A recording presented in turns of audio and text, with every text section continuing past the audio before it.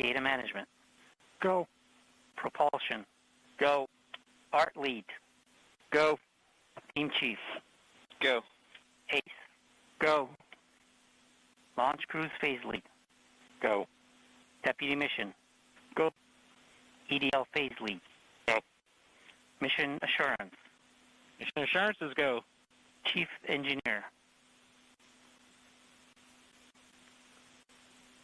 Chief is go. Project manager. Projects go. Mission manager. All stations are go for transmitter off. Copy flight, go for transmitter off.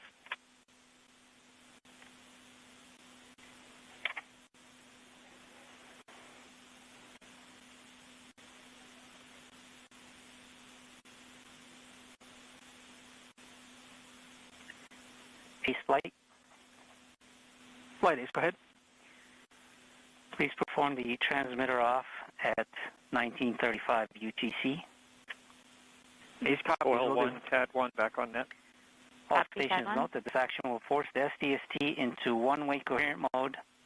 Loss of telemetry for less than 90 seconds is expected. Oil, this is TAD 3, permission to stop sharing.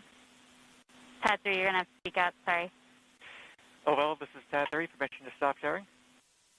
Oh, yes, sorry. Yes, you can stop sharing. Thank you for picking that up.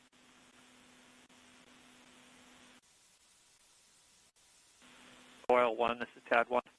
Go. I have OD 133 EVU comparison. The distance off is down to 157.2 meters. What was our previous number? Previous number was 196.9 meters. Copy, thank you.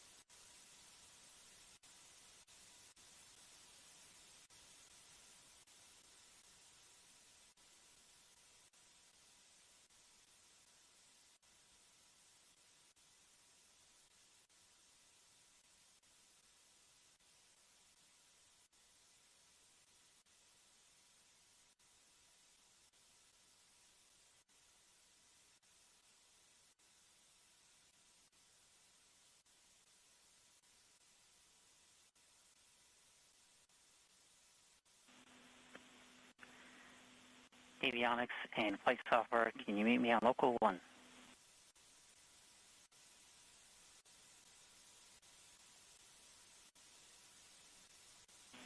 OL2, OL1.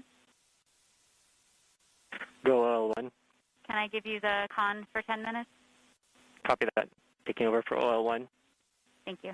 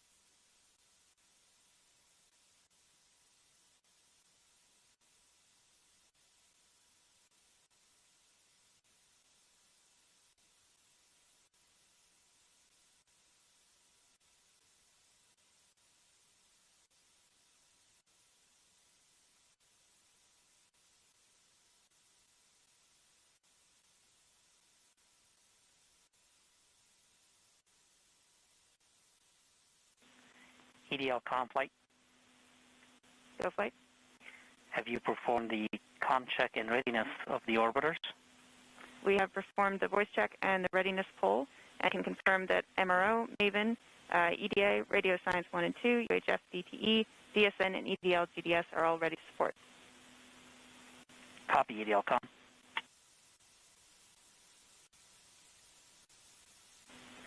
OL1, OL3.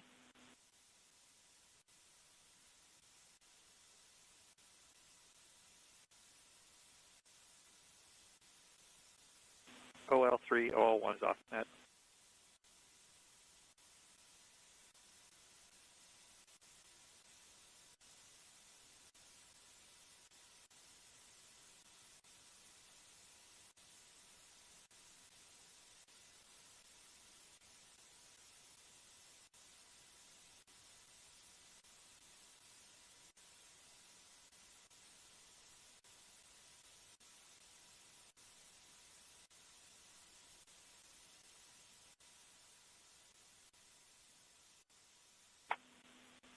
Ace flight. Flight. Just confirming we are 2 minutes away from transmitter off. Roger that.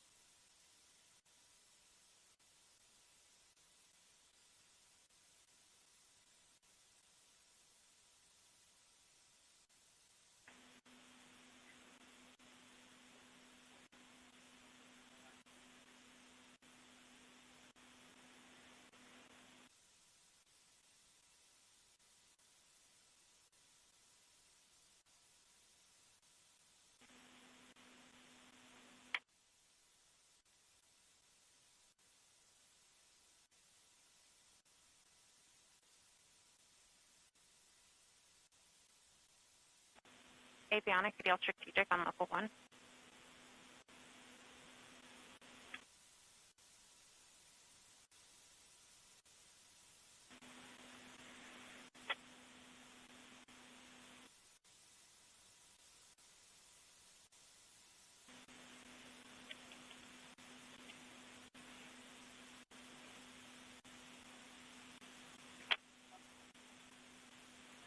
Flight Ace.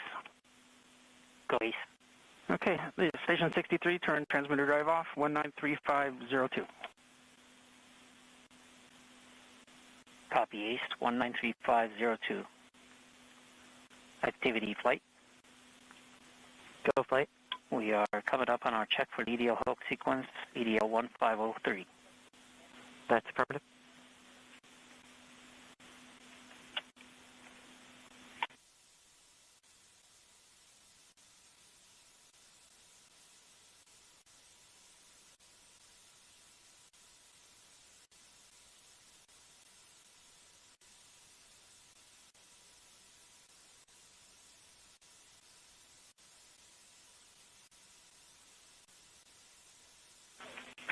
Flight, we've seen EDL 1503 sequence kick off.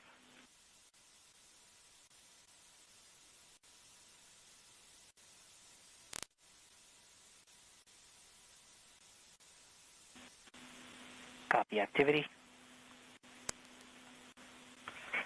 Flight, we've seen EDL 1503 sequence complete. All EVRs, as we'd expect, disabling the 4 SFP monitors and setting states to healthy. All protection, when you have the telemetry, let's confirm the disabled states. Copy flight. Stand by.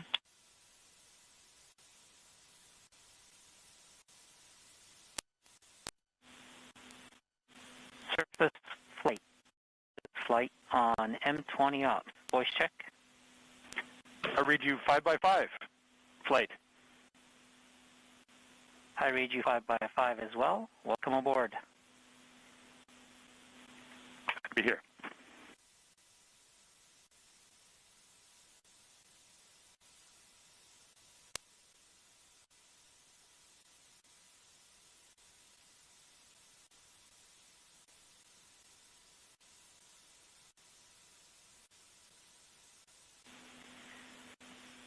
Nav flight. Go ahead, flight.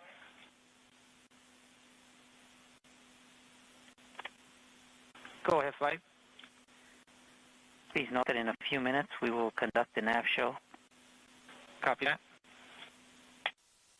Flight is FP. Go FP. I can confirm via EHA that the 4 expect SFP monitors are now response disabled, as expected. Copy all protection.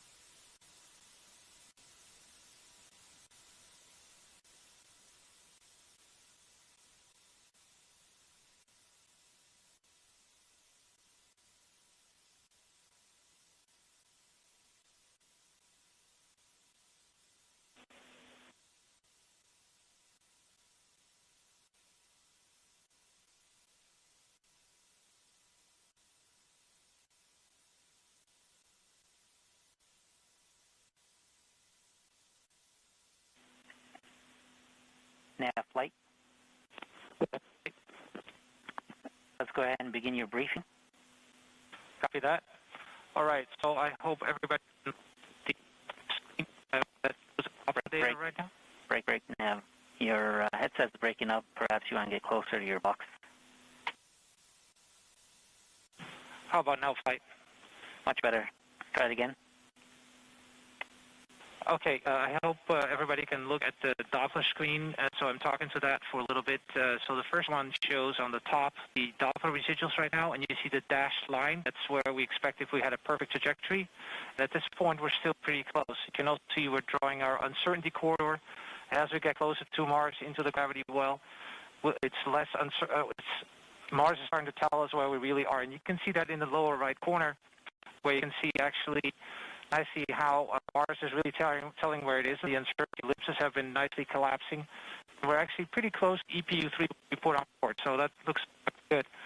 So then to continue, what to expect as we go into EDL, you see here at first we're actually still in outer space, and then actually at one point, this will be the top plot on your screen, you'll see that we rapidly decelerate in the atmosphere and then actually go to parachute deploy. At the hopefully at the end, and then we go further. We'll just zoom in on that a little bit. So this just shows you more zoom in of that, and we'll do that actually during the EDL, so you can get a good look at all. And you can see all the events that are going to put dashed lines because they're not quite certain at what time they exactly. But it should be close. So we'll also have a bottom plot, which will show actually where we actually try to model the signature that you saw. And if you zoom in on the latter part, you can see that we hopefully will be able to see bank reversals to perform EDL.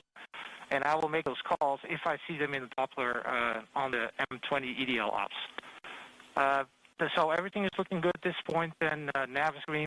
So back to you. Copy, Nav. Thanks for that.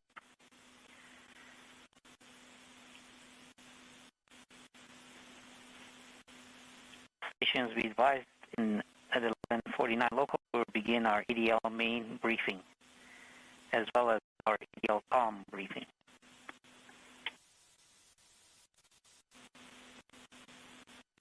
OL2, OL1, back on net. Copy that, OL1. Thank you. OL1, OL3. OL3. Letting you know that the telemetry is green. Copy. Thanks for the update on your status.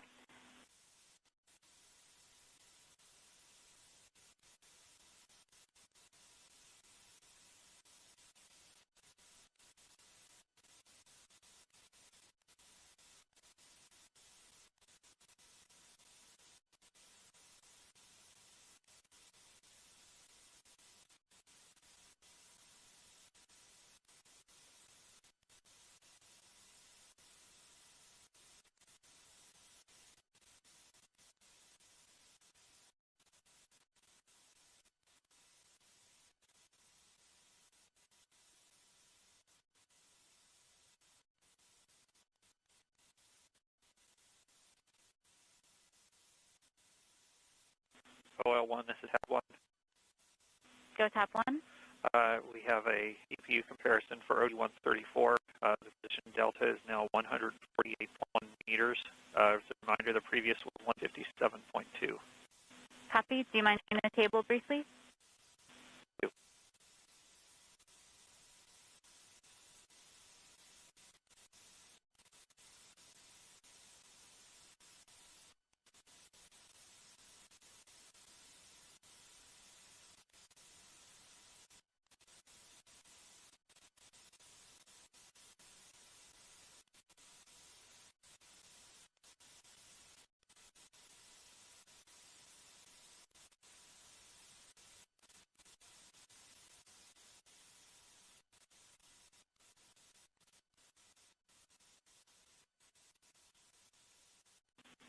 Copy. Thanks, tab 1.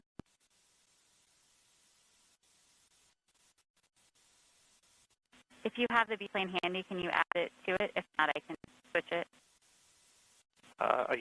Yeah, I think I have it. Actually, I only see 133 in my email.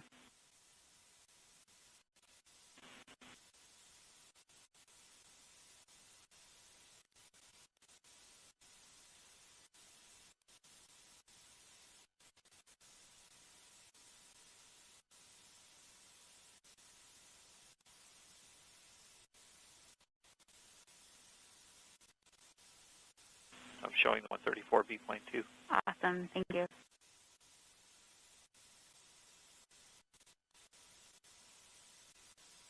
All right, we finally see a little bit of the twist we've been looking for here in the end game.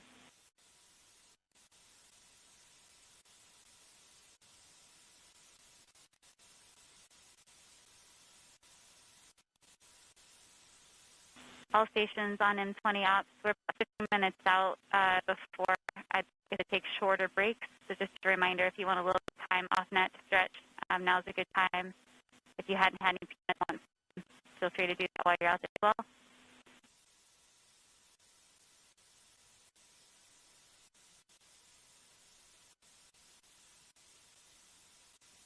Thanks, Ted.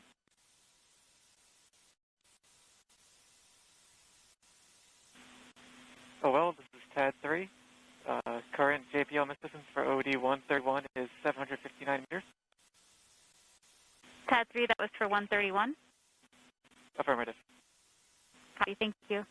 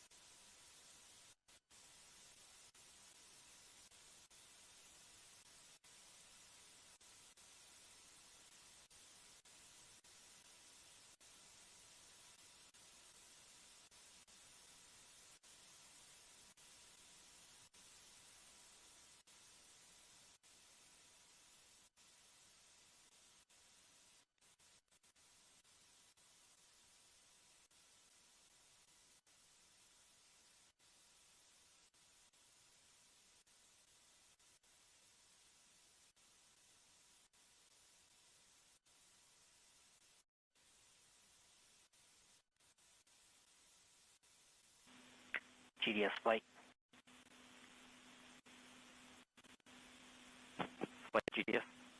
Please be advised that we're coming up on a pier to disable alarms for EDL main and start new sessions for RTDP processing. Copy that.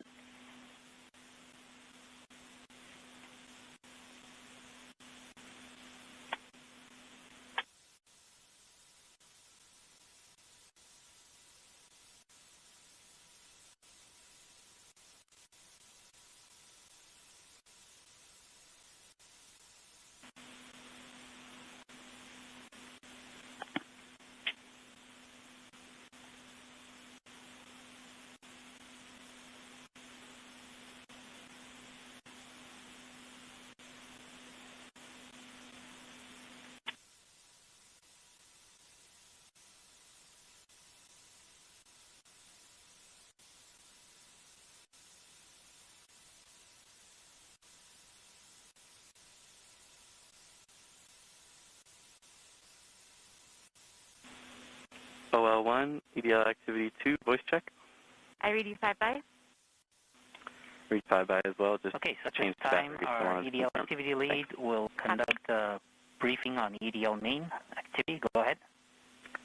Thank you, Flight. At approximately 12:03 local time, we will make the transition to EDL main mode. That will be 45 minutes from the entry interface. Upon that transition, we will save surface nominal to NPM and also ARM second chance. We will disable all system fault protection. We will mark our EDL critical devices healthy, TDS, the DIMUs, DMCA, and VCE. We will set our vehicle configuration to cruise and our vehicle configuration history to surface. We'll disable any remaining CBM windows, which there should be none, and we'll mask the alarm clock wake-ups for both the cruise and descent stage PAMs. After that transition, we'll have an approximate 5-minute wait until the continuation of the EDL start anchor, which will start at approximately 12:08 local time. In the EDL start anchor, we will power off the LCAM heater. We'll disable the DSDST radio state 1 timeout. We will set our up-loss timer to 80 hours. We'll disable the DMCA fault protection and the DIMU and LVS thermal fault protection. We will power on our backup REPA. We will then stop AMAN and reacquire our pseudo-celestial IMU knowledge and sync our nav filter. We'll change our CBM row to EDL reserve two-way non-coherent. This row reinforces CBM windows disabled. Our packetization will be on. It will turn off ranging and switch to the auxiliary oscillator. We will then start our real-time data products, reinforce medley on, and reinforce our remaining heater device states for EDL. At this point, we will be 34.5 minutes from entry. We will have a long 16.5-minute wait until the next autonomous anchor, which will occur at 12:30 local time.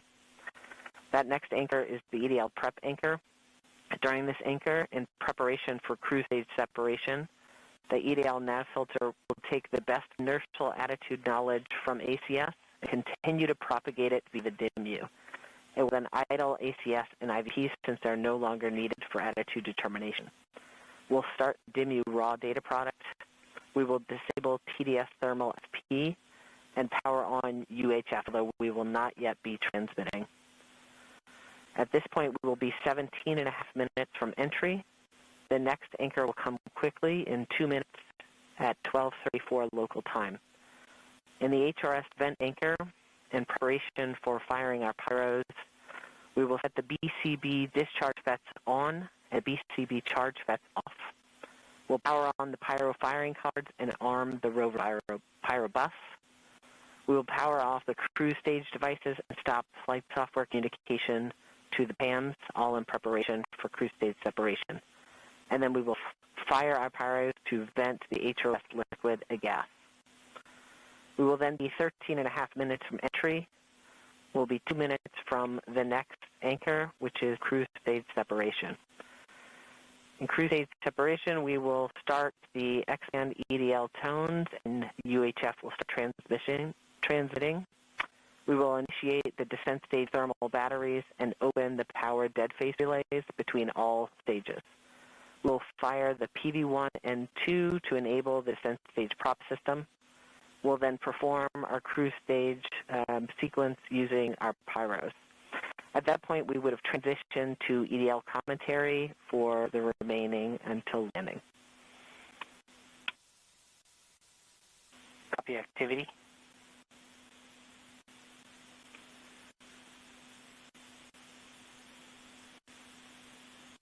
OL, this is tab 3, EDL com flight. OD133, ready to display. At this time, go ahead and do our EDL com briefing. Copy that. I would like to inform the team of our upcoming X-band telemetry loss just prior to cruise stage separation due to the transition to direct-to-earth tones. We can expect X-band tones only until we have telemetry lock with MRO, which will be about 1 minute prior to entry. This means we will be tones only for about 9 minutes before receiving telemetry via MRO. Just a question. An additional note for the the flight team, maybe no because need I'm to missing reconfigure something. telemetry viewers. Are we just going to do every telemetry other run out where there was X-band telemetry. based on what's been delivered? Additionally, for anyone who's monitoring a different subsystem, a reminder that EDL will hog the bandwidth of our 8 kilobit per second stream. We also expect loss of comm at periods of antenna switching, explicitly backshell separation and rover separation, and during a possible plasma blackout. Finally, we expect to lose direct MFSK tones about a minute prior to landing around but I believe the planes are being delivered more quickly than they now, are though it is unlikely we could also lose direct to Earth prior to this Earth set if we experience a tweet over current event, or we could lose UHF at mobility deploy. Well, this is TAP 3. Can you repeat your question here? That affects the Electra. Nominally, we expect to have UHF coverage through 7 minutes. After I just wanted to make sure I understood why we're not doing, I don't see sequential numbers anymore, but we're doing every other one in the run-out. Copy. Correct. We're receiving ESF or every other OD solution, so we're bringing all the ESF we're getting. Perfect. Thank you.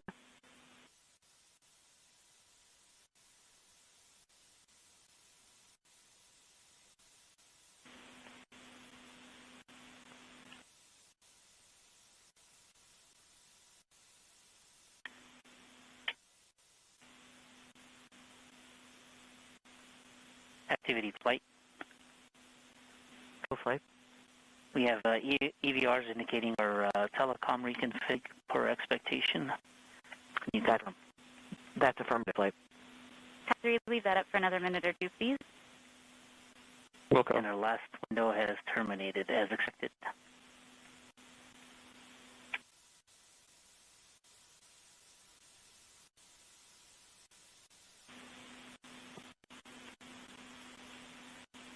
ADL team in the war room, we were getting comments that some of people's masks don't look like they're tight, so please make sure that it looks like you have a good seal on your mask.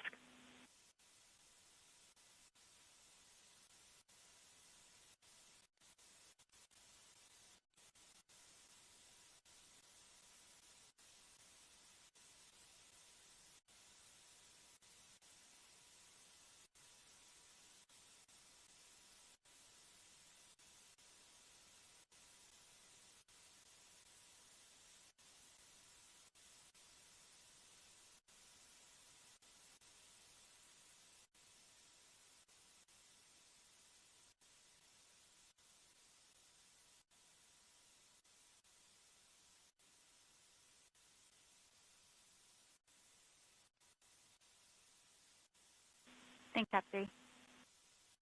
Sweet.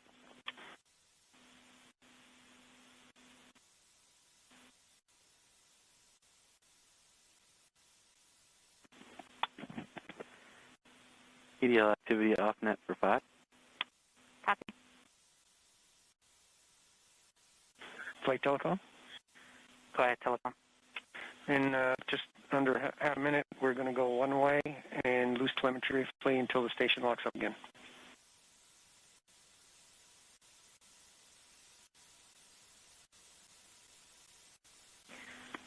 Copy, telecom. That is per expectation with our transmitter off.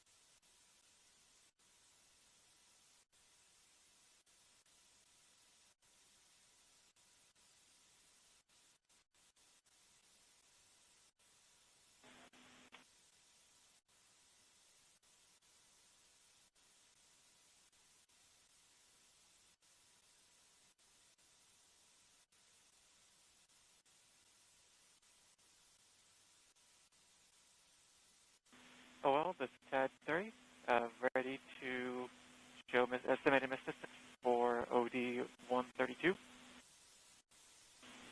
TAD 3, I'm having a hard time hearing you. Sorry. OL3, sorry. OL, this is TAD 3, ready to show estimated assistance for OD 132. Copy EL phase. Okay, go ahead.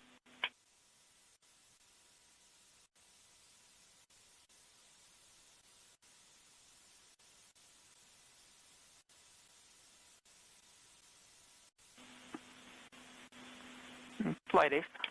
Go ACE. Our tracking stations have all confirmed the results of the transmitter drive-off and in lock one way. OL1, EDL strategic back on now. GDS flight. Flight GDS. At this time, I'd like to disable the alarms for EDL main. So please disable all the alarm files. And OL1, activity lead 2, back on net. Copy that. Copy AL2, copy strategic. Thanks.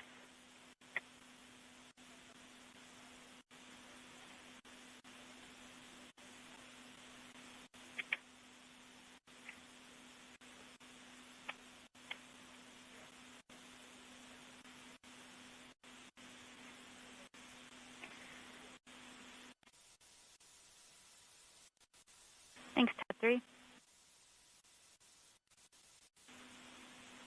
Activity flight. Go flight. So at this time, we should be expecting our EDL 2000 sequence execution. Please report back when you have confirmation.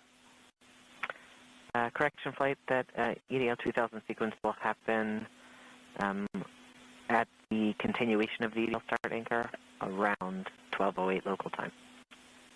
Copy activity. Thank you.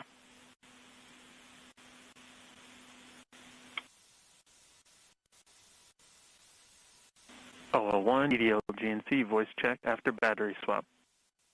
I read you 5 by.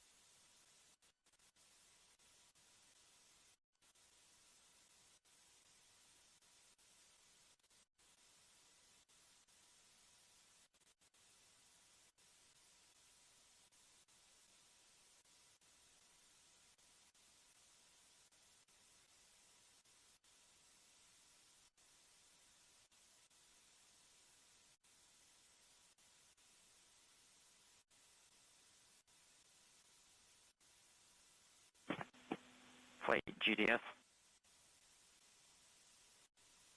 GDS flight is off net for Q. Copy that. GS has completed step 201. We have disabled alarms and started new RTTV processing sessions. Copies.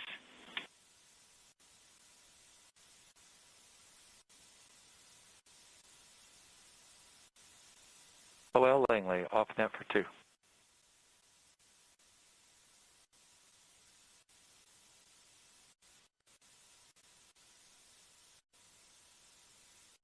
Copy Langley.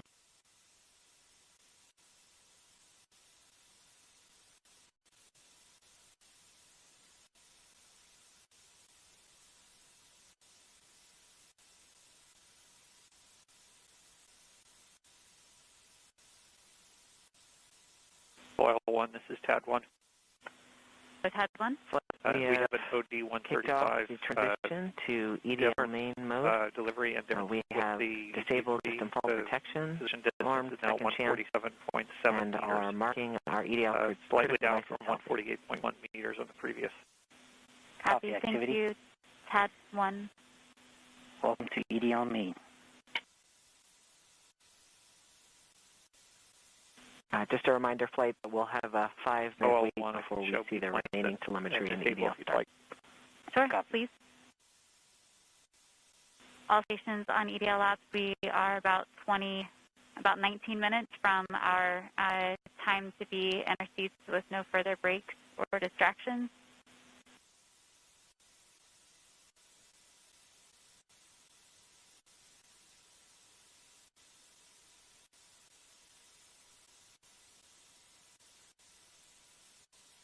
OL Langley, back on net. Just so you know, those warnings that we saw on the transition are expected.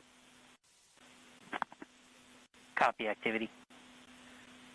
OL, tab 2 is going to be off for 2. Copy tab 2. OL, entry guidance also off for 2.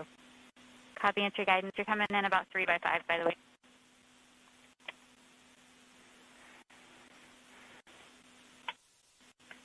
Activity in phase. Just be aware there's going to be something going on here on Vocus, so we may hold the updates for the next few events.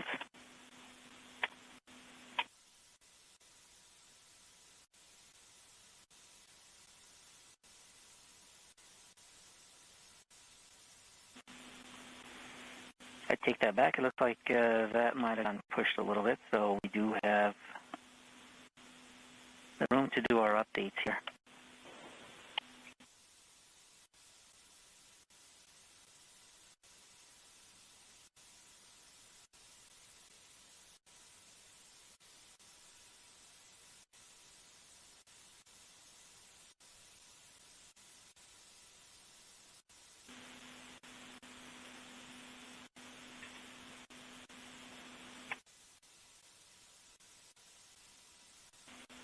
Phase 2, this is flight.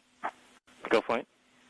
So can you give the team a briefing on what happens at EDL main with the configuration of the system? Yeah, so activity gave you a great rundown of all of the things that happen at this critical transition. But to give everyone a little more of an idea of what this means for the spacecraft, we have just undergone a transition from EDL approach mode, which we entered about 6 days ago, to the EDL main spacecraft mode. And this is really a fundamental shift in how we've operated the vehicle since it departed Earth. Previously, the spacecraft was programmed to maintain thermal control, communication with the ground, and stable power margins, even if that meant interrupting programmed activities and dropping into a safe state. With the transition to EDL main, the spacecraft's #1 priority is setting itself up for success on the journey down to the Martian surface. So as part of this mode change, like activity mentioned, we have gone ahead and disabled all system fault protection responses because we no longer need the spacecraft to stop and wait for intervention from the ground to recover. In fact, we need the exact opposite, if at all possible. We need the spacecraft to continue moving through the events of EDL, depending on what is largely a single-string system with selective redundancy to do the best job it can. So this is a good time to remind the team that success of EDL is not guaranteed, but we can be assured that a large part of our design was flight proven by MSL. So also, as activity mentioned, we marked a set of EDL critical devices healthy, regardless of their previous state. And we told the spacecraft to stop any in-progress CBM windows and any in-progress SFP responses, although we had neither of those active at the time. Although many parts of the spacecraft are essential for EDL, the things that we marked healthy include the TDS, our landing radar, both DIMUs, and the vision compute element and the DMCA. We've also gone ahead and set the vehicle config in case we get a reset at the end of EDL to make sure that when the vehicle wakes up, it assumes that it is in the surface configuration. I'll pause here as we watch the rest of the events of EDL start. EDL start anchor has continued. We've seen the EDL 2000 sequence complete, powering off the LCAM heater. We are proceeding to reinforce device states. Entry guidance back on it. How do you read me? Bye-bye. Reacquire our knowledge to pseudo-celestial volume. Well, 2, tab 2 is back on net. Copy, tab 2. OL guidance 2, take 2. Copy activity. Copy guidance.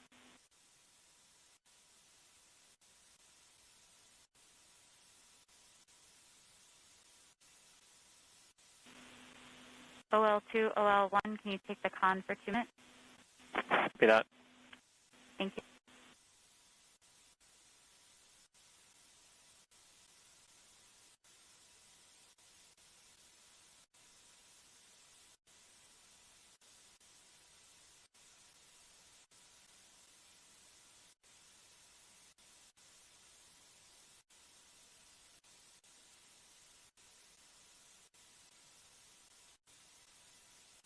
The flight, the warnings we saw so far are all expected. Copy activity.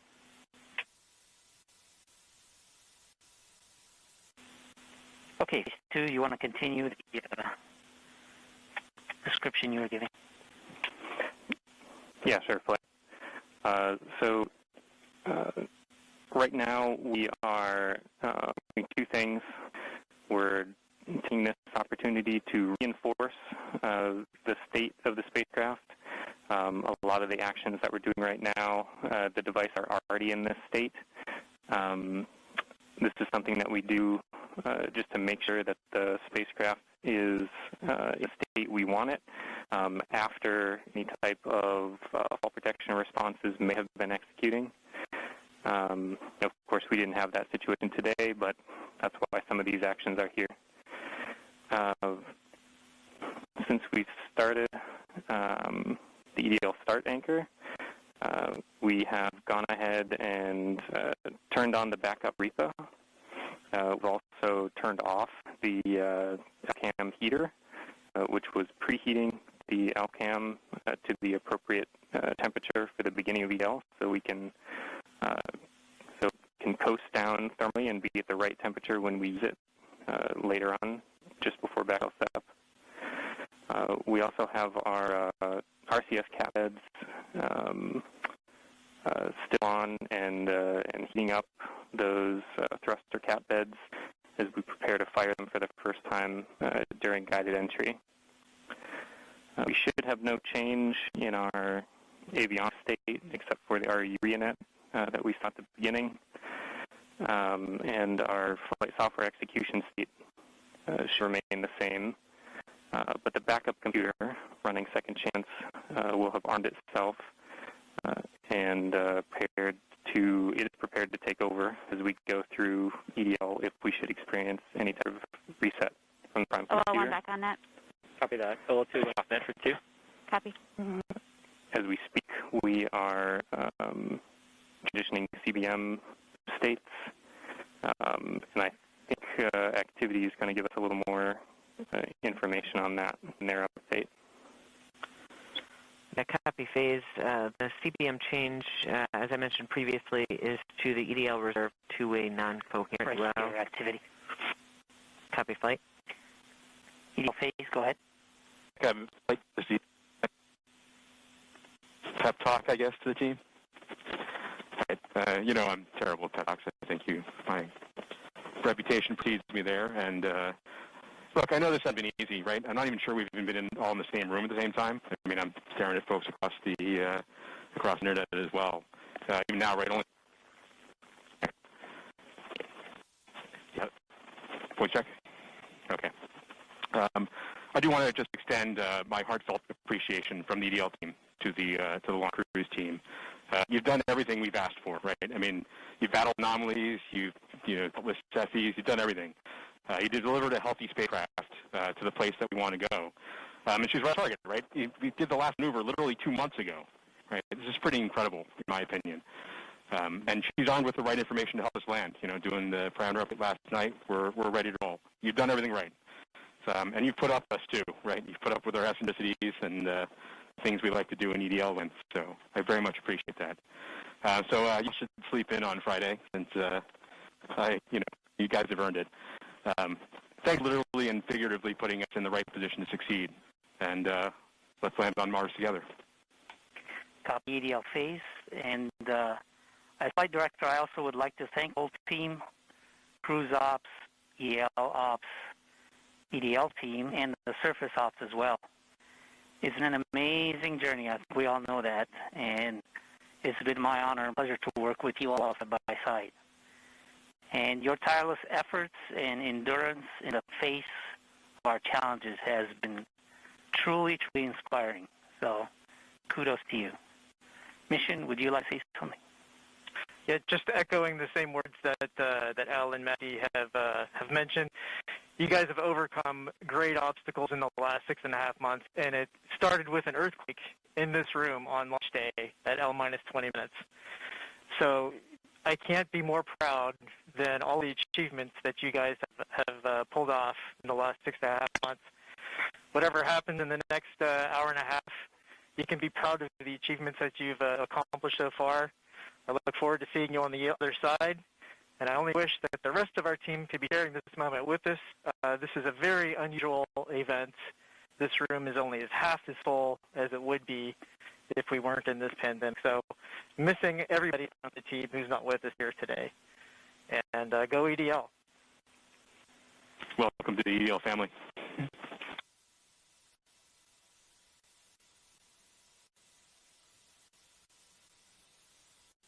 Oh, 102 back on that. And with that, Godspeed, perseverance. All right, activity.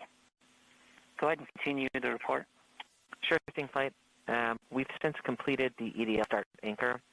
As I was mentioning, we changed our CBM row to EDL reserve 2 and non-coherent. That row reinforces our CBM window stabled, keeps our packetization on, it turns off our ranging and switches to the auxiliary oscillator. We have also started our real-time data products and reinforced headley on. At this time, our next anchor will be at 12:30 local time.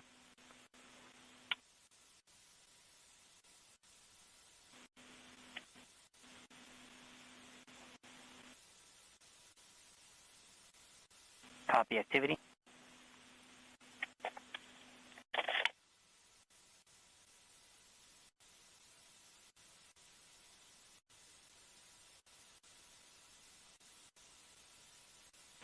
OL1, TAD 1. Go TAD 1. I have an OD-136 comparison with EPU3. The position delta is now 147.3 meters, up very slightly from the 147.7 meters we had previously. Copy. This may be our last look before we stop viewing the screen. Do you want to go ahead and do it? With the viewpoint, if you have it. Thanks. Okay, all stations, as with our tradition, we usually would have some peanuts at this moment. We all had our peanuts at lunch, but to keep our tradition, I will take 1 peanut for all of us to keep our tradition.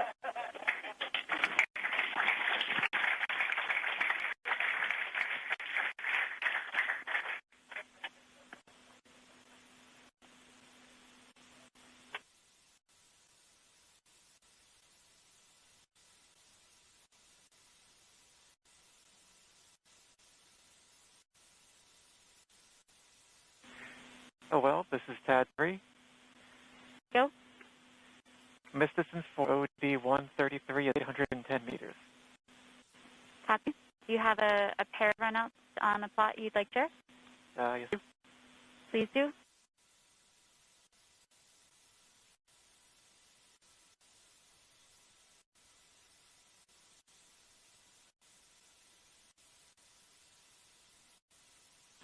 Thank you, TAD 3.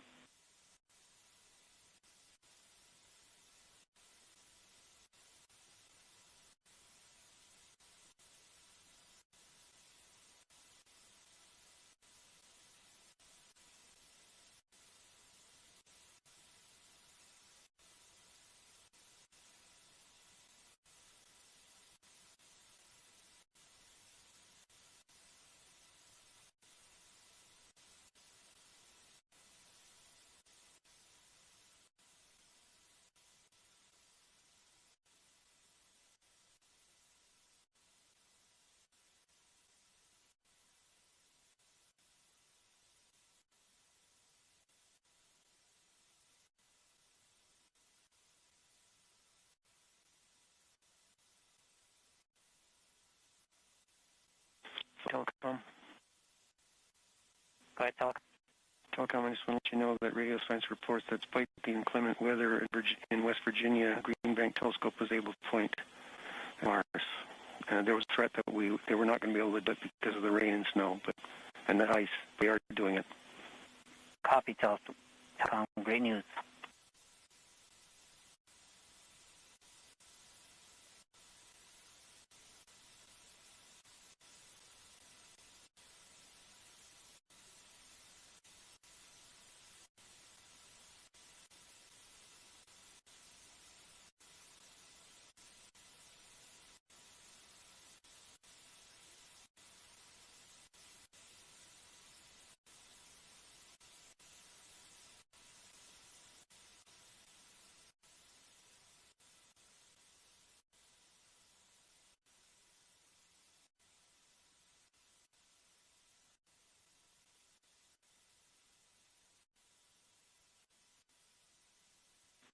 System flight.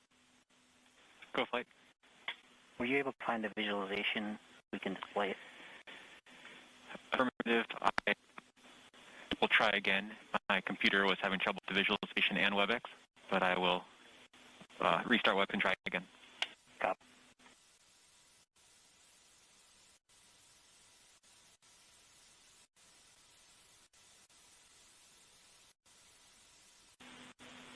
All stations on M20 EDL ops.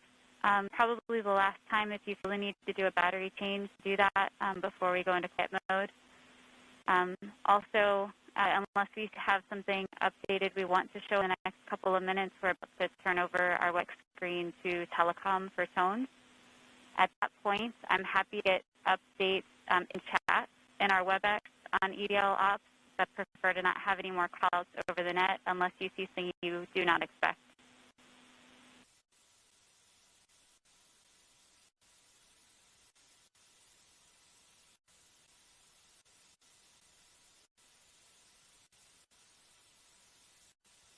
Oh, well, this is TAP 3. I have the runout solution for OD135, distance target 392 meters. Please feel free to share if you'd like.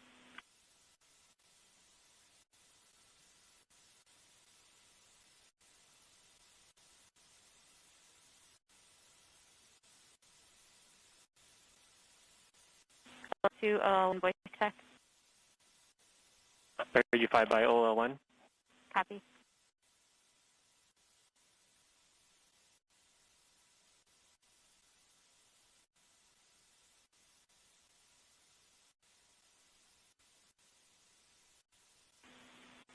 Looks good. Thank you. TAP 3.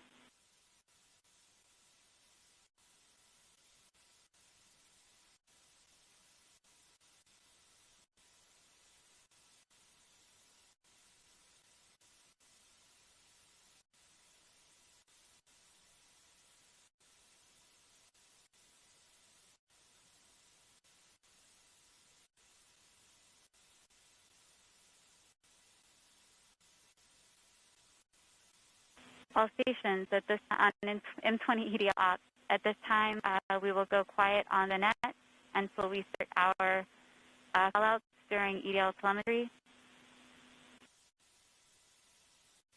Here we go.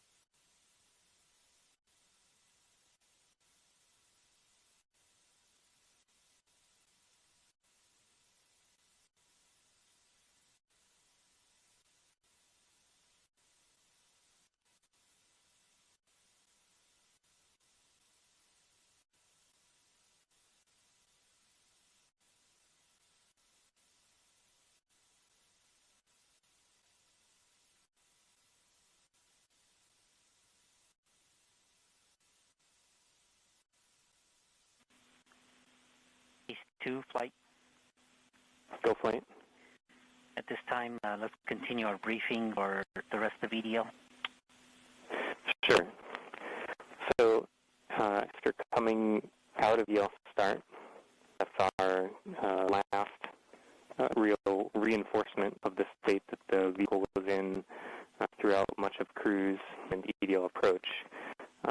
And it's our precursor to making many more radical changes to the state of the vehicle. Matt Wallace said it all the other day. This is, EDL is kind of like controlled disassembly of the vehicle. As we go through, we need to get rid of the things we don't need anymore and get ready to put our whip on the ground. So one of the final things that we're doing here is ensuring that our ACS knowledge is top-notch. We depend on ACS to pass an estimate of the vehicle's attitude and rate of change to EDL, and that's our starting point for propagating them to the ground. When we come up in EDL, the EDL prep anchor is when we'll take the last state from ACS, and we'll be propagating from that point to the ground until we get more knowledge from the radar once we turn it on. I can give a high-level overview of some of the events that are going to transpire throughout EDL. Of course, commentary will be detailing this as we go through, and you'll hear a lot of members of the EDL team calling out specific events as they occur and indicators that we see them. But give everyone an idea of what we're going to see. We will first start shortly here. We'll get news that the vehicle has exited the cruise stage, since we no longer need that. We need to prepare for entry into the atmosphere. After that, we will indeed start the entry process. At this point, we're depending on the heat shield to both protect spacecraft and help slow us down. We'll be gathering data from our Medley sensors, and we'll be decelerating rapidly at that point. As we make our way through the atmosphere, we'll be firing our RCS thrusters that poke out back to the back shell, and this will allow us to steer our trajectory as we make our way through the atmosphere. This is one of the things that allowed MSL, the Curiosity rover, to land where it did, and we're depending on the same type of entry guidance this time around to help get us very close to our target. As we make our way through entry, finish our guided entry profile, we'll do a maneuver called heading alignment, where we point toward the target and get ready to deploy the parachute. But before we deploy the parachute, we need to get rid of a set of balance masses that have been giving us a center of gravity, or CG offset, throughout the guided entry phase. So these are called the entry balance masses. We also call this maneuver SUFR, S-U-F-R, or straighten up and fly right.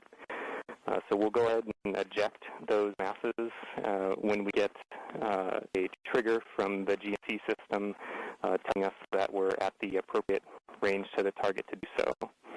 As soon as we deploy those, we will no longer have CG offset, and we'll be ready to deploy the parachute 17 seconds later.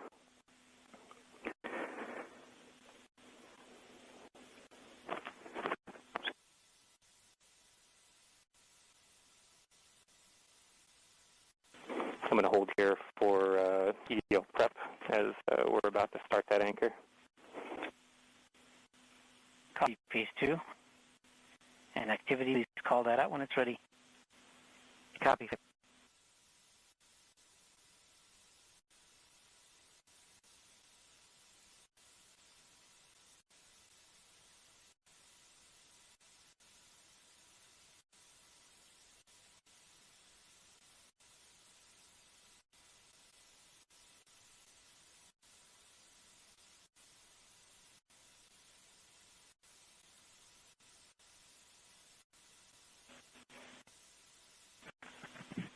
All stations at this point, let's limit our traffic on the net to critical issues only.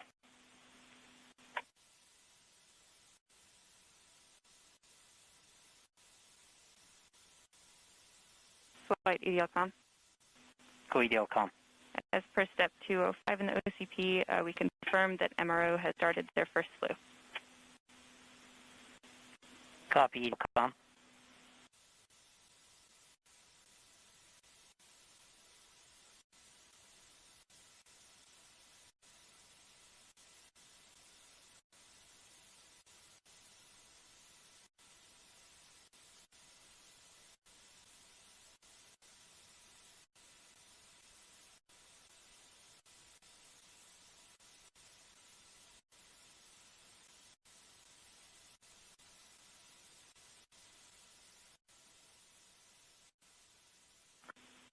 EDL prep anchor has begun.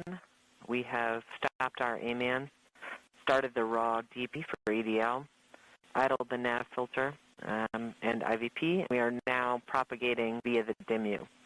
We've powered on our UHF, but it's not yet transmitting, and the anchor has complete. We expect our next anchor to start in 2 minutes. Copy, IVP.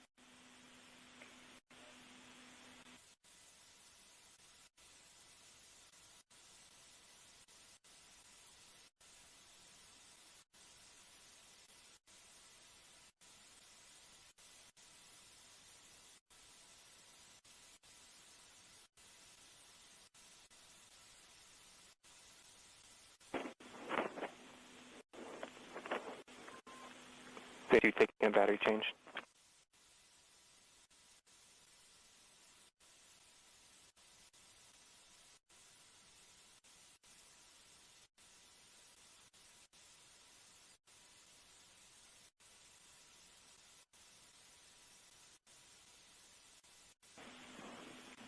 Phase 2 back on that.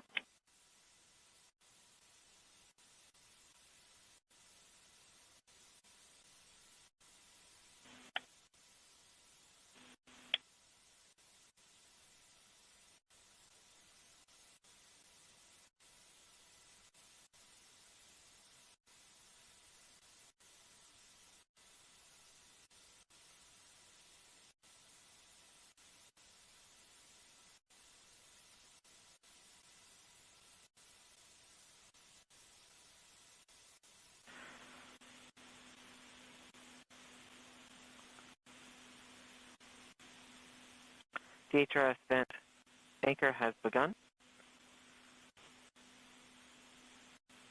Here we are reinforcing the BCB discharge and charge states.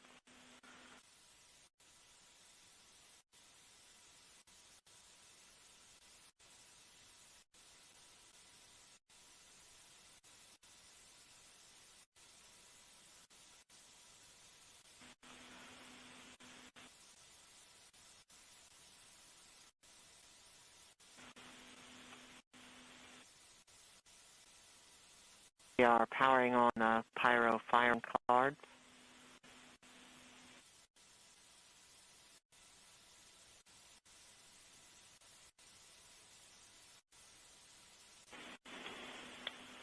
Flight, we're about 14 minutes from entry interface.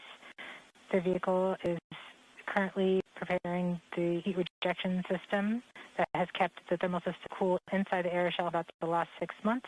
This will allow the spacecraft to more easily cut the lines in upcoming cruise stage separation, which is under 4 minutes now.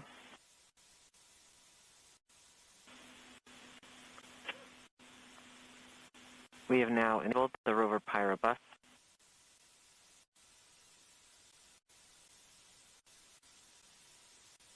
We are powering off the cruise stage devices.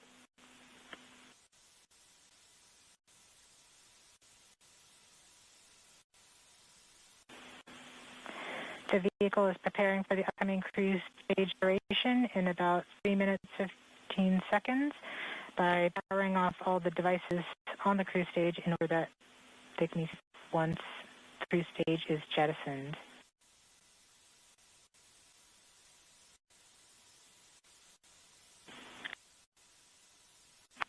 We are firing our first pyros to vent the HRS liquid and gas.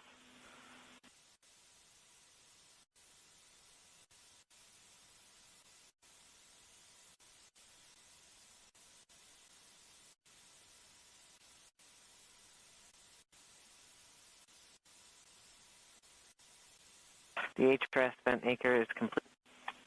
We will see the next anchor in approximately 3 minutes. We are currently 12.5 minutes from entry interface. We are coming upon cruise stage separation in 2 minutes and 20 seconds.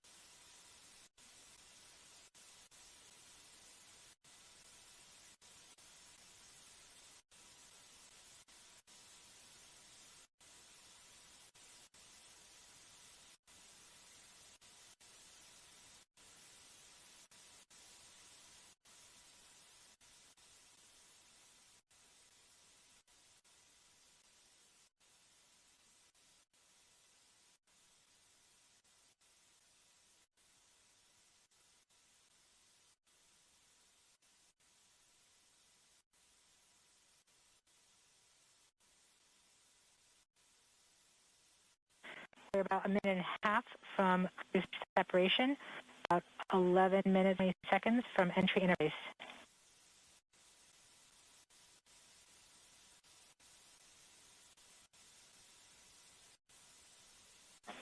We are switching to the MSK tones. Telemetry will have stopped.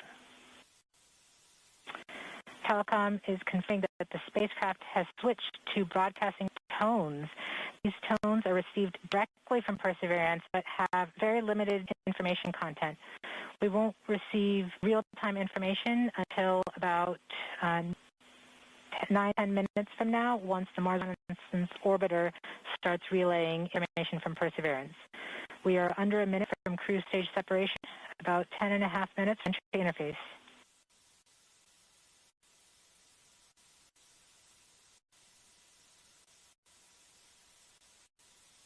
We're seeing the heartbeat tones.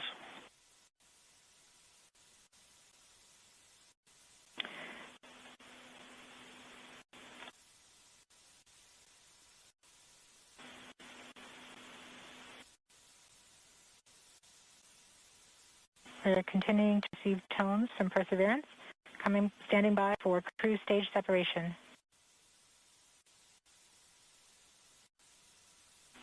RCS priming.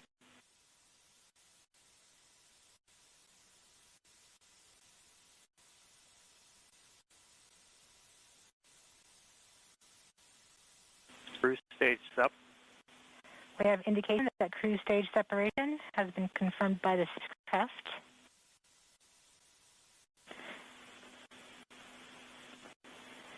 In 1 minute, Perseverance's landing software will wake up and begin the final preparations for entry. The first action it will do is to fire warm-up pulses with its entry thrusters.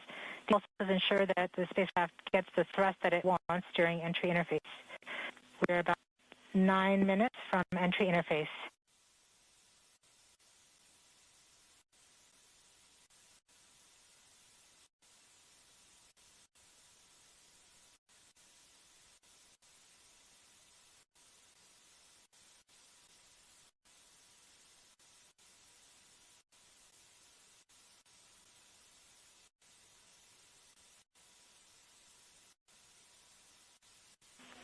I have confirmation that we got shadowed by the cruise stage as it passed through into the Earth. Telecom indicated actually that we could see a signal that the cruise stage went between the Perseverance entry capsule and Earth. So we saw a little blip, the data stream indicating cruise stage separation.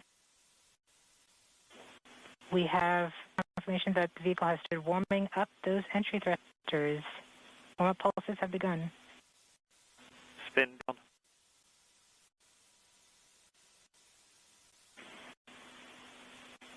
At this point, the spacecraft is trying to stop its spin from the cruise 2 revolutions a minute down to 0, and then will turn to its desired orientation from entry.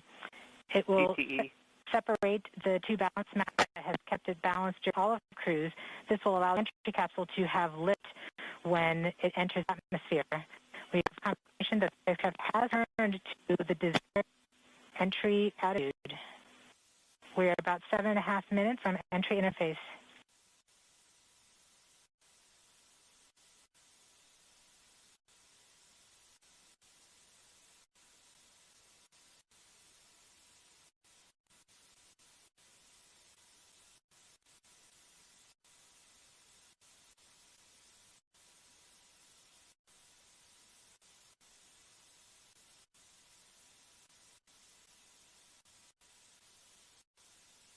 Our points carrier lock.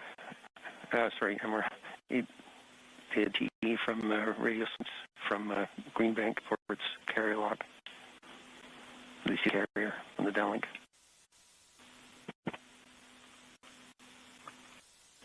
Flight level 1. We're continuing to wait for entry interface. We're about 6 minutes and 45 seconds from entry interface. We have confirmation from Greenback that they are receiving direct-to-Earth telemetry via that path. The spacecraft Perseverance is currently transmitting heartbeat tones. These tones indicate that Perseverance is operating normally and has nothing significant to report.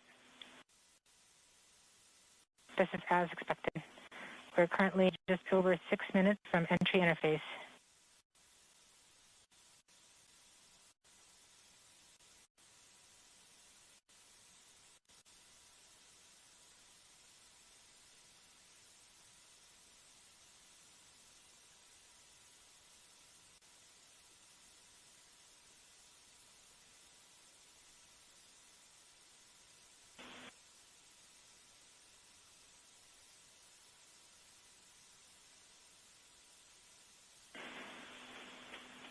We're just under, we're about 5.5 minutes from entry interface.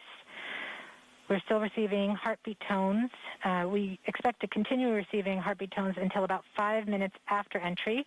At that time, Perseverance will be no longer in view of our antennas here on Earth. About 90 seconds prior to entry, the Mars Reconnaissance Orbiter should begin receiving telemetry from Perseverance and streaming it to Earth in near real time. There are a few expected short outages, such as when we have a plasma blackout or when we enter the peak heating phase. Aside from these outages caused by the plasma blackout, antenna switching, or high dynamic events, spacecraft events, we should have telemetry until about 90 seconds after landing. A plasma blackout is when the signal from Perseverance isn't strong enough to make it through the superheated, super fast air flowing around the spacecraft all the way down to Earth. Once the temperature drops below that peak heating, we do reacquire the signal from Perseverance. We are currently about 4.5 minutes from entry interface. Perseverance continues to report heartbeat tones, indicating everything is nominal.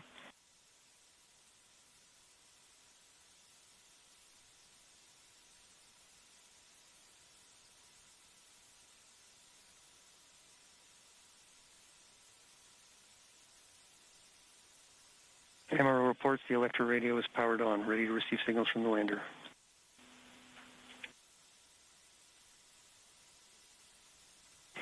Mars Reconnaissance Orbiter has reported that it's ready to receive the signals from Perseverance. It should be in a few minutes here. We're just flight local 1 from entry interface.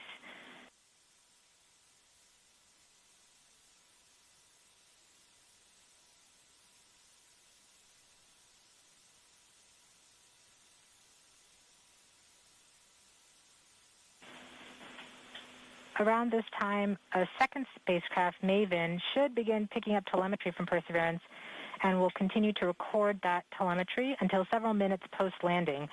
We won't get that data for several hours after landing as it's being recorded and then will be forwarded to Earth later. We are continuing to receive heartbeat tones, indicating that everything is nominal. We're currently at about 3 minutes until entry interface.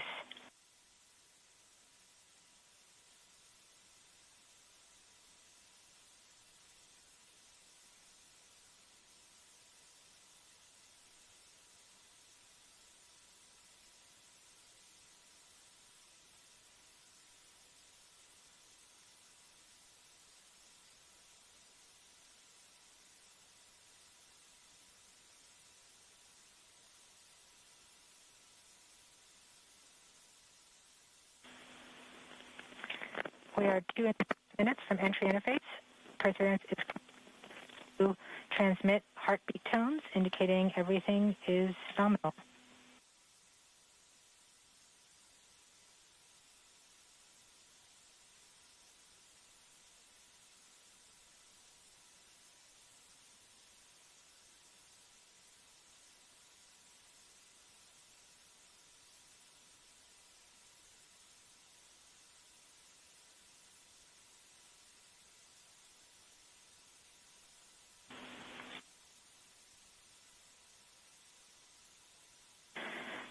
We're just under 2 minutes from entry interface. As it gets closer to Mars, Perseverance is actually being pulled in by gravity and accelerating. By the time Perseverance reaches entry interface point, she should be going just under 5.4 kilometers per second. We're at about 90 seconds from entry interface and standing by for Mars Reconnaissance Orbiter to pick up the telemetry.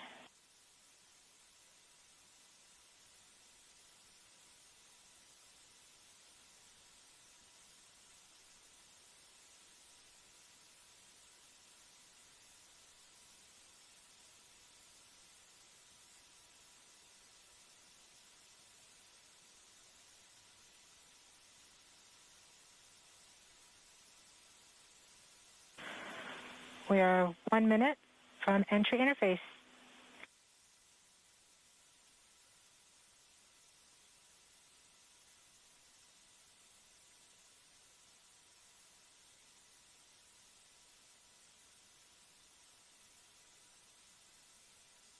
MROs are in receive mode.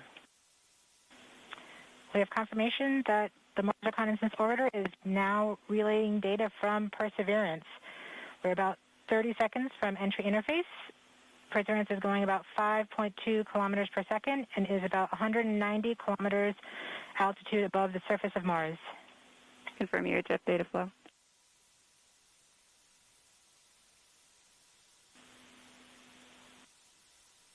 About seconds from entry interface. on. 5.3 kilometers per second and an altitude of about 150 kilometers from the surface of Mars.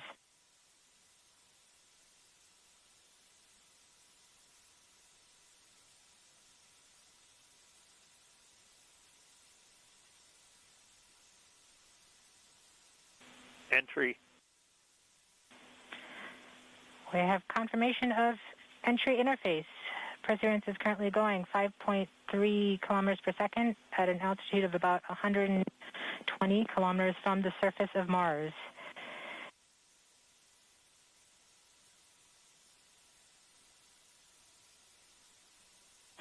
The spacecraft is now waiting until it begins feeling the atmosphere of Mars to slow it down. Once there is enough atmosphere, it will start controlling its path to the landing target. Doppler indicates entry into the atmosphere. Navigation is also confirming that we can see a little bit of that slowdown of the atmosphere on the Perseverance entry capsule. Our current velocity is about 5.36 kilometers per second and an altitude of about 67 kilometers from the surface. We are probably seeing MRO plasma blackout at this point. Bank 1 completed.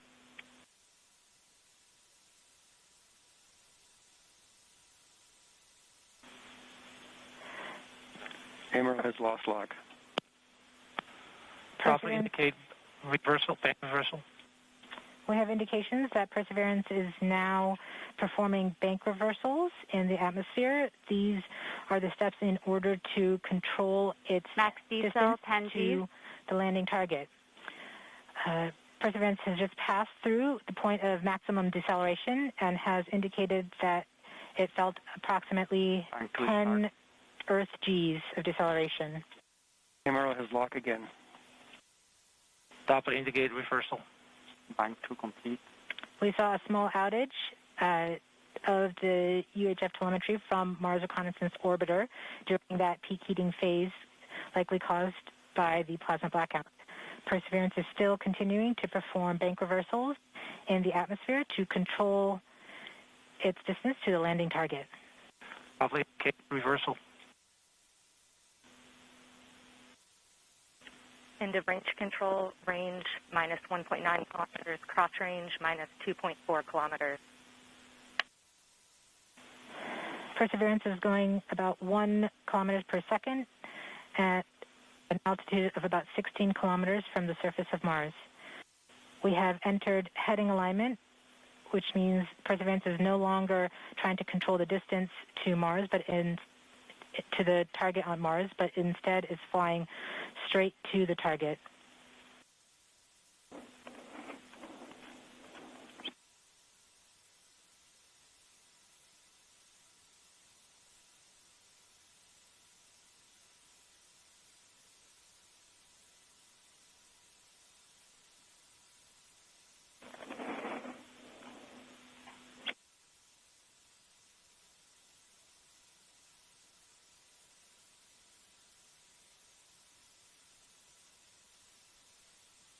Our current velocity is about 550 meters per second at an altitude of about 15 kilometers from the surface.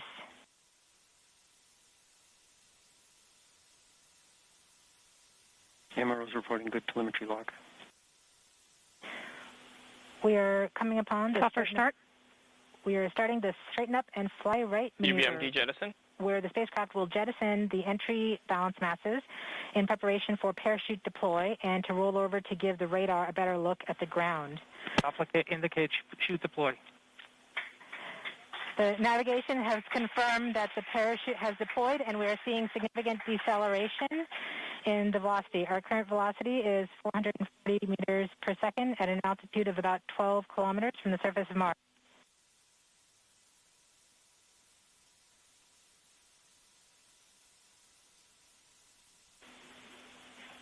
Heat shield set. Perseverance is now slowed to subsonic speeds, and the heat shield has been separated. This allows both the radar and the cameras to get their first look at the surface. Current velocity is 145 meters per second at an altitude of about 9.5 kilometers above the surface.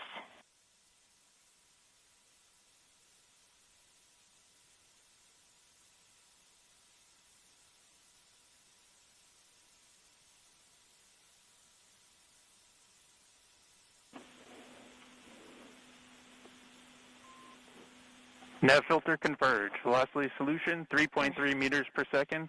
Altitude 7.4 kilometers. Now has radar lock on the ground. Current velocity is about 100 meters per second, 6.6 kilometers above the surface of Mars. Perseverance is continuing to descend on the parachute. We are coming up on the initialization of terrain relative navigation and subsequently the priming of the landing engines. Our current velocity is about 90 meters per second at an altitude of 4.2 kilometers. OVS valid. We have confirmation that the lander vision system has produced a valid solution and part of terrain relative navigation. Priming. TBA is nominal. We have priming of the landing engines.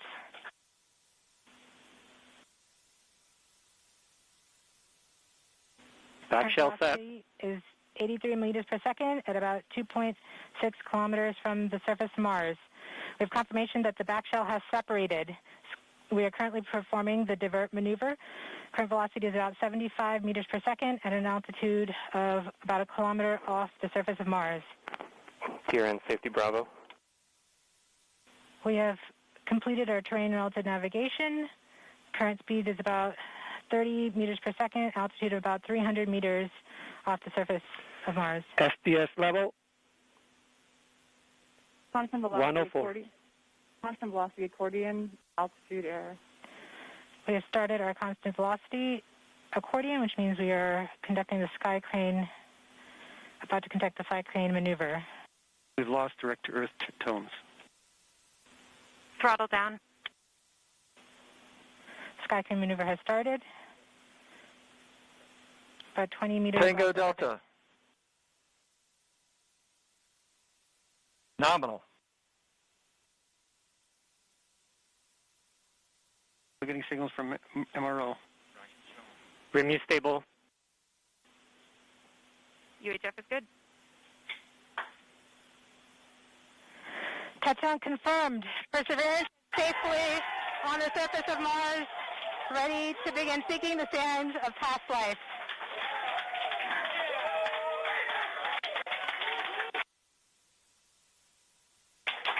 At this point, the descent stage has flown away to a safe distance. Perseverance is continuing to transmit direct through Mars Reconnaissance Orbiter to Earth.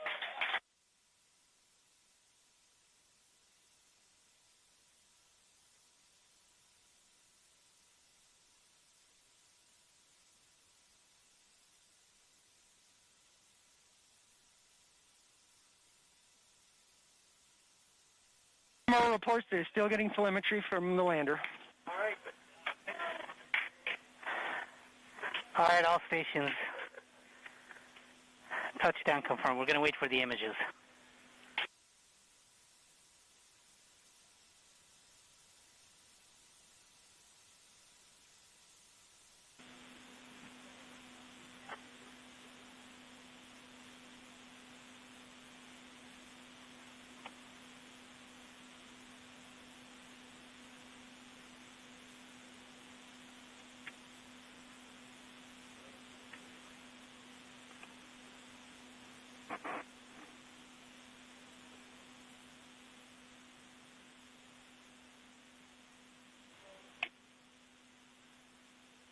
OL3, OL1, you have what you need?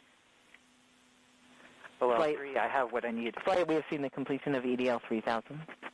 Copy. Copy activity. That is as expected.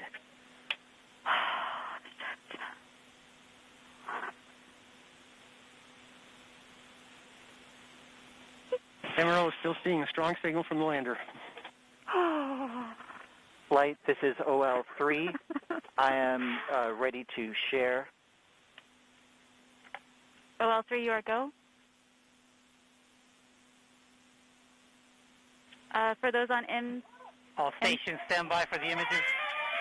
Yes! Woo!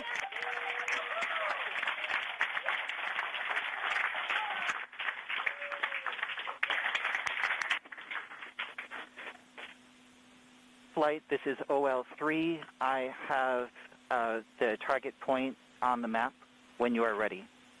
We are ready, OL3. Go for it.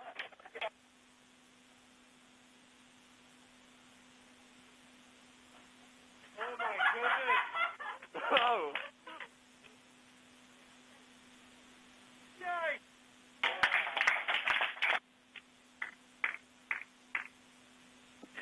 Oh, my goodness. Flight, I'll be moving in, showing you the safe zone that we've landed in.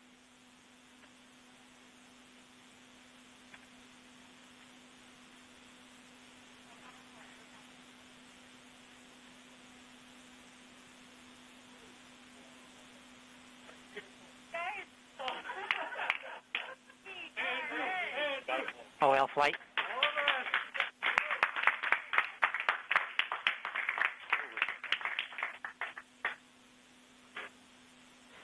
TRN. TRN. Can we get the cliff image, OL?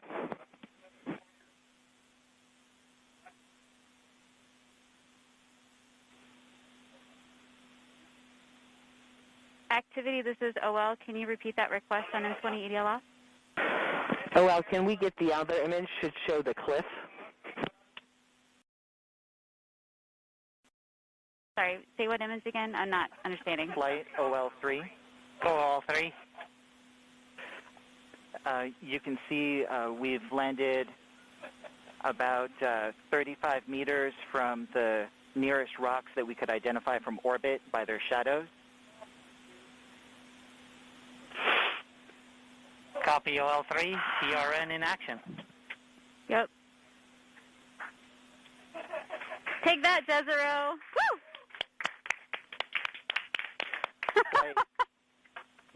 I remember this spot. It looks good.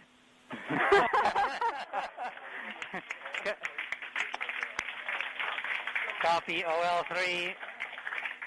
I'm sure that you have seen them all and you recognize them all. So,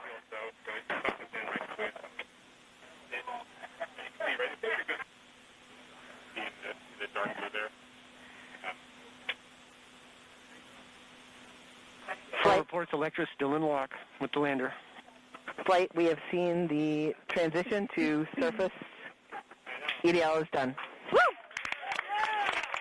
Woo-hoo! Transition to surface. All stations are... MRO.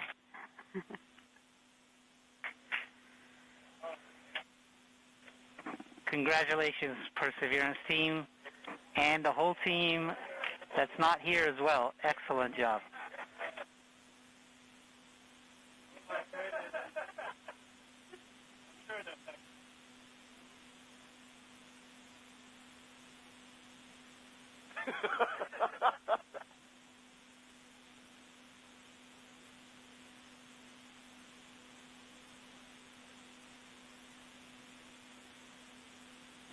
All stations on M20 EDL ops, we have transitioned to surface as reported downstairs. If you are part of that story to the surface team, make sure you're starting to work those inputs, please.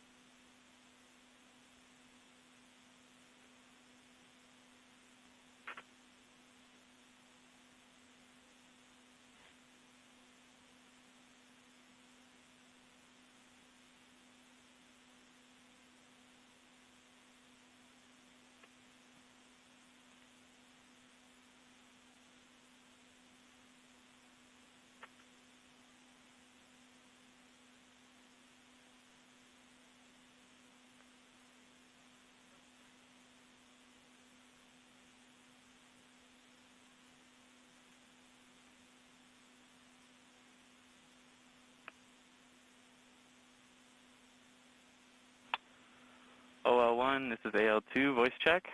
I read you 5 by. I just want to announce to everybody I've taken a first pass at the surface transition report. I've got some numbers from the script, and I'm awaiting inputs from a couple people still, and confirmation from others. It's ready for review. Copy. The end of that was it's ready for review. Are you asking people to take a look at your cache report? That's right. It's ready for review. I'm looking for confirmation from a handful of folks on some of the values before making it final. Copy. Do you want that confirmation over this net? The process is to work it over email. I've sent out an email that they can reply to. Thank you.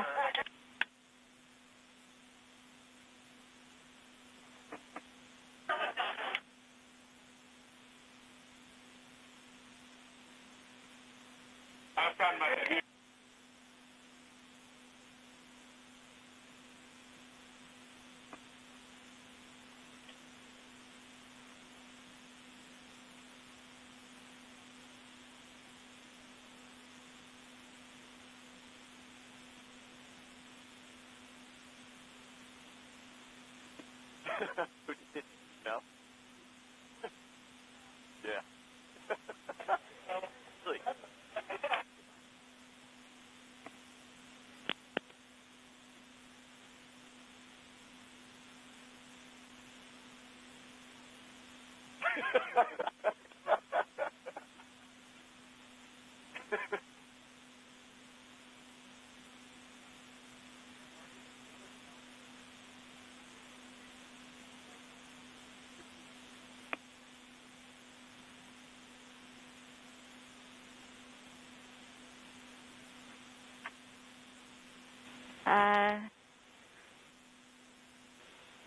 up in TAD 1, OL1.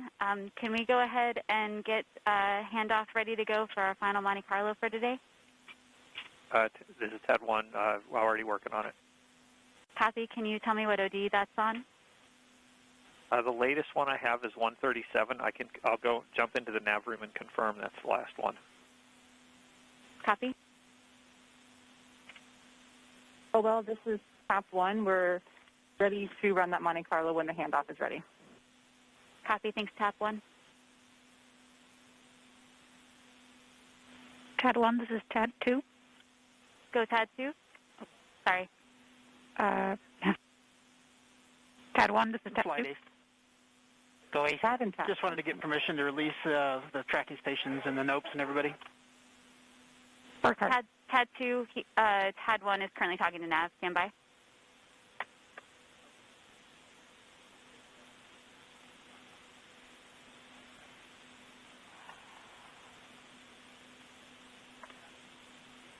Frickin' Medley too. OL1, this is TAD 1. Go TAD 1. I confirmed that OD 137 is the final DOD with all of the two-way data up until 20 gone. Copy. Thank you. TAD 1, TAD 2.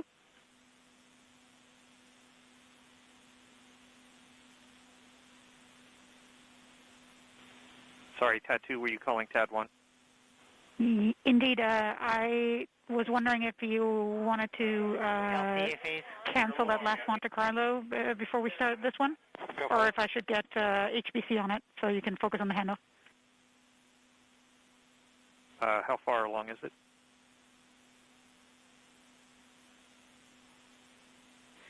$5,700 cases.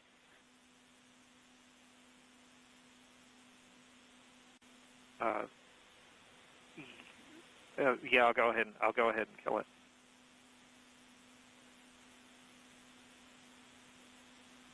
Thank you, TAD 1.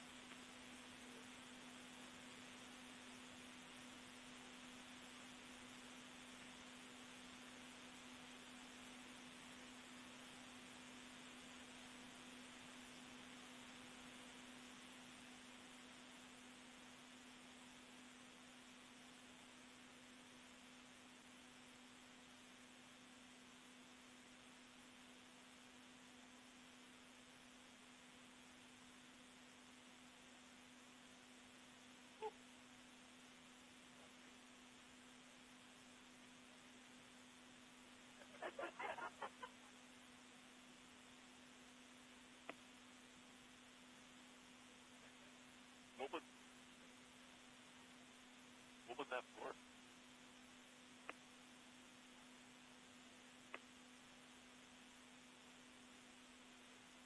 Hey, Lynn.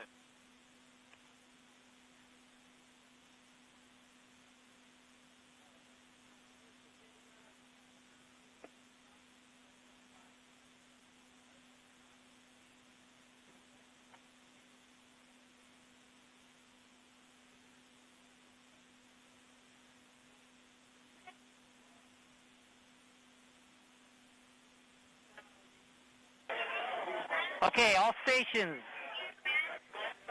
Everyone. Everyone.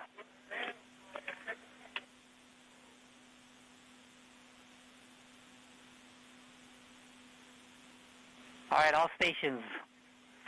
Congratulations, but believe it or not, we have a job to do now.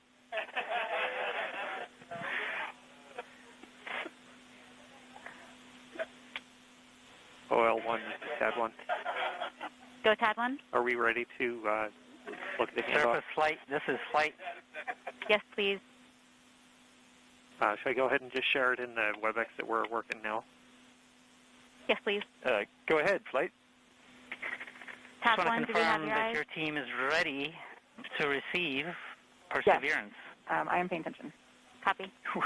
We are ready to receive Perseverance. Okay, Are you ready for the briefing? The new one is on the left. Not yet. The 121 is on the right. We'll let the team here have... not yet. We'll sorry, this let is the going to be hard team here have Provoca. a few minutes with the telemetry, and then we'll do our briefing. Remember to put the details in capture for your counterpart on the surface team. OD 137 spread. And then we will do an over-VOCA report. And I don't think anything else actually changes Flight, this in is this. Surface FD. Are you staying on Mars 20 ops or other switching than, to Mars 20 surface hang on. ops? Before I scroll too far down, I want to confirm. We are going to remain on we M20 have off the OD 112 EPU 3. Copy. The only other relevant change here is going to be the OD 137 spread ESF. And we don't have any other relay orbiter changes, correct? None that I care for us to incorporate. I don't think so. TAD 1, your screen resolution, I can't actually read stuff very well, but you're saying it out loud, so I'm just trusting that what you're saying is what's there, just so you know. Copy. But I think what you described makes sense to me. And we have no orbiter file deliveries from Monte Carlo this morning. Thanks for confirming, TAP 1. Flight activity FNet for 2. Copy. And there's no other version changes. Go nav. No other notes. So nav is going to go off net. That's it. Great success Should on we the add a note that just says final, that's great. Thank you. final OD from Nav, you don't want to continue? Yeah, that's a good Nothing idea. for you to do? Thank you. TAP, are you good with this mission. handoff?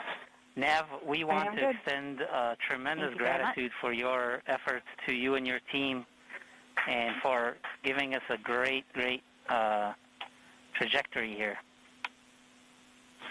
You're welcome. EDL OL 1 or 3, this is EDL phase on EDL ops. Phase, this is OL 1. Can I get a copy of those pictures sent to me, where the map is, or where we came down, where we targeted, both in hazard map and non-hazard map mode? OL 3 gave me a thumbs up. You should have those shortly.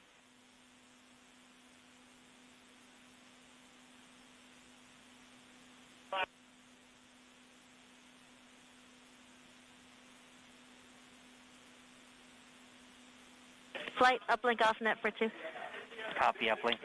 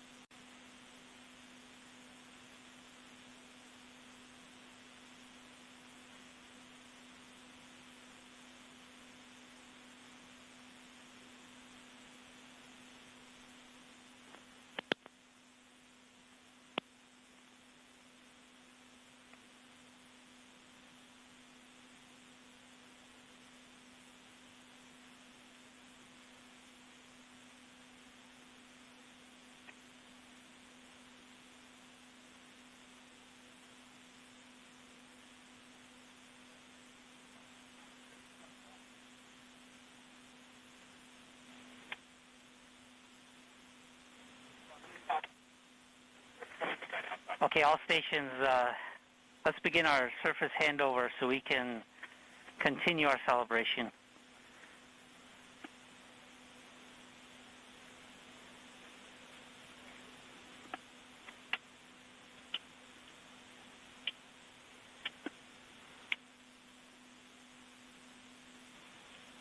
Systems, are you ready?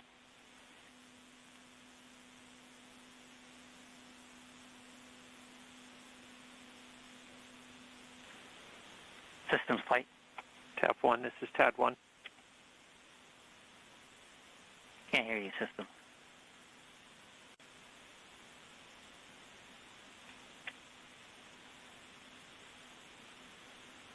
Flight systems, voice check. Got you, 5x5. Copy. Should I give a report this time? TAP 1, this is TAD 1. All right. We see in EHA that the spacecraft mode is surface nominal. We also saw that transition in EVR space. And the surface nominal transition table ran as expected. CBM is in normal mode, which is to be expected. It is no longer in disable windows mode.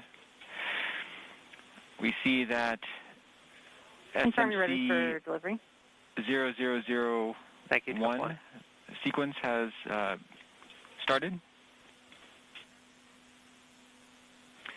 And I do not have recent EHA updates for the rest of the system, but I'm continuing to document what I'm seeing in EVR space for surface systems. Copy, Sys. FP.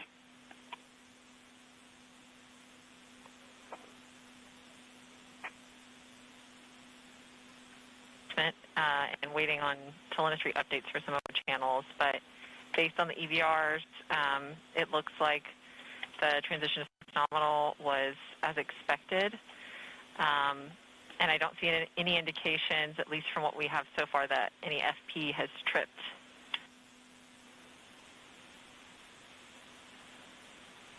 So the warnings that we do have there for UV are expected? Copy, flight. AL can confirm, but if you're referring to the ones where the UV trip mask bit on the RPMs change, those are expected when we unmask under voltage when we transition to surface mode. Copy. And so the indication of the tone that we got during descent is likely have cleared, or it's likely on the DPAM. Correct, flight. I don't see any indications from the EVRs that indicates that we re-tripped some RPAM-related monitors, and we'll have to look at the recorded EVRs when we get them down to see what exactly happened. But it looks like, at least what we have so far, that whatever it was has since cleared. Copy, FP.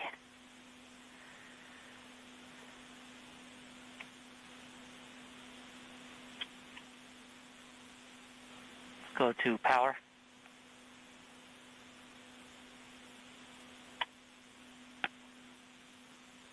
Flight power. I was still trying to get through some of my telemetry checks, but what I've got so far is that the bus voltage at the end of the surface transition was about 32.32 volts, which means a battery state of charge of about 95%.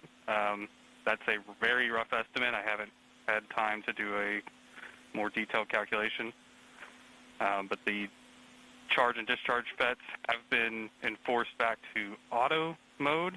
Our pyro safety status is reading 268 ohms, which is armed and disabled.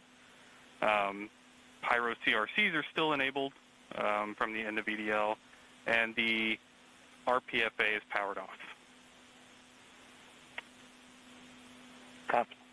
Avionics.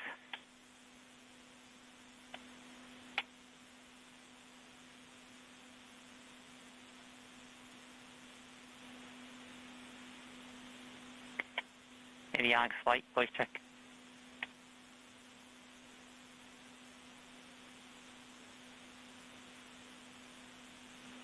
All right, let's move on to telecom. We'll get back to you, avionics. Yeah, flight telecom by design had got very, very little telemetry during EDL itself and on the surface once we landed. However, judging by the performance, we can say that telecom is healthy. Certainly the descent stage radio and amplifier did its job spectacularly. The electrolyte A worked spectacularly. We are We did do the final switch to the rough antenna on the rover. Otherwise, we wouldn't have been able to talk to MRO after landing. So we know where the switch has connected Electra A to the rough, ready for the first relay pass, which will be Odyssey in a couple of hours. Other than that, telecom is healthy and ready to go for surface operations. Copy. Thermal? Thermal is nominal and as expected. We have limited data, which again is expected. We saw a 50-degree increase on the RTG after the HRS vent, which is in line with both what we expected and what we saw on MSL. That filtered in. We've seen some small increases on ramp and associated HRS electronics as expected. Everything everything is nominal right now. Copy. Flight software. Flight, this is flight software. Flight software performed and is performing excellently. Health monitoring has been restored on the transitioner surface. We show Earth in control. Everything looks green. Copy.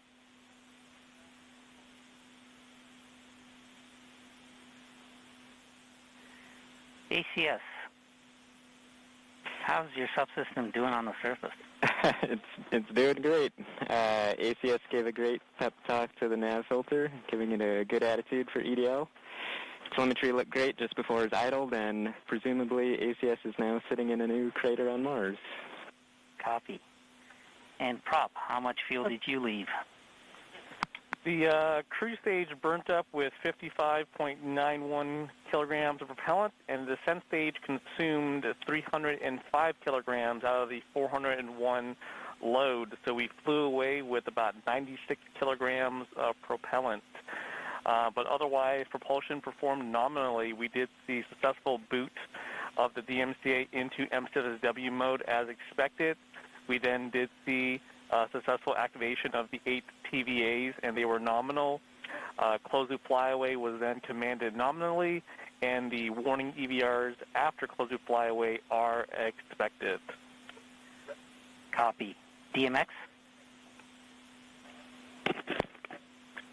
Flight data management is nominal. We've had limited telemetry and EVRs, but based upon the data we have, DMX is in nominal expected state.